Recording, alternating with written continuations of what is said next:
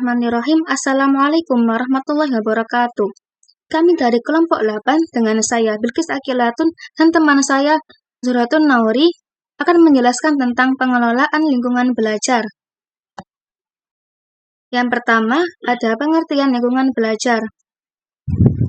Dalam Kamus Besar Bahasa Indonesia, lingkungan belajar, lingkungan, diartikan secara harfiah sebagai tempat yang mempengaruhi pertumbuhan manusia.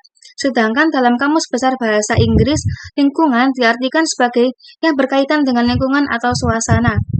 Belajar diartikan sebagai perubahan yang relatif permanen dalam tingkah laku seseorang. Belajar adalah perubahan yang relatif permanen sebagai hasil.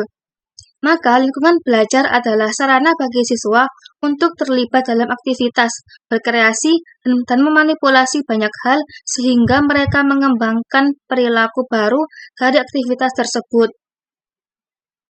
Selanjutnya, ada jenis-jenis lingkungan belajar. Ada 3, yakni lingkungan keluarga, lingkungan sekolah, dan lingkungan masyarakat. Lingkungan keluarga, yakni tempat yang dimana anak mendapatkan pendidikan untuk pertama kalinya, yang jelas akan mempengaruhi keberhasilan belajar siswa.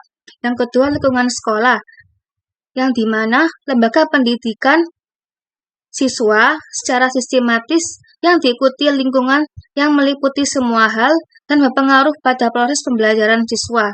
Dan yang terakhir, lingkungan masyarakat adalah lembaga pendidikan selain sekolah dan keluarga yang membentuk pengetahuan, kebiasaan, komunikasi, dan sikap seseorang. Yang ketiga adalah fungsi lingkungan belajar. Fungsi lingkungan belajar dibagi menjadi 5. Yang pertama, menciptakan suasana yang kondusif. Yang kedua, memfasilitasi interaksi sosial. Yang ketiga, menyediakan sumber daya pembelajaran. Yang keempat, memotivasi dan membangkitkan minat belajar. Yang kelima, memberikan dukungan dan bimbingan. Yang keempat, prinsip-prinsip penataan lingkungan belajar. Untuk mewujudkan sebuah lingkungan belajar yang sesuai harapan, maka lingkungan belajar tersebut perlu dikembangkan dengan berpedoman pada prinsip-prinsip berikut. Yang pertama adalah merefleksikan selera anak atau child's taste. Yang kedua, berorientasi pada optimalisasi pengembangan dan belajar anak. Yang ketiga, berpijak pada efisiensi pembelajaran. Yang kelima, penerapan fungsi kelas.